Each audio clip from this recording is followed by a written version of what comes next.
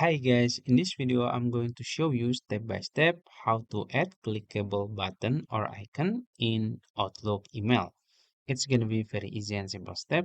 So first you can log into your Outlook account. I'm using website version here. You can also use your desktop app and then you can create new email and it will be like this. So you can just type your subject, your recipient and your body email. So for example, I'm gonna create click here button here. So you can just upload the button or the icon to your email. So you can just click this icon here and then you can just upload the image like this or the icon just for example, and right click and make sure it's move image to the message body and it will be like this.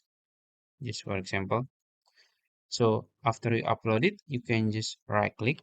So in order to make it clickable, you can right click. Then as you can see, you will find this icon here. And then as you can see, you will find this icon here, link. And then you can insert hyperlink and you can,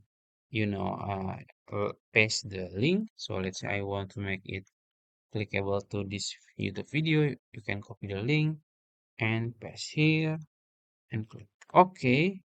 So whenever you send it and the recipient will um, automatically redirect to this video. So I think that's it. If you found this video helpful, please like this video and subscribe to my channel. Thank you.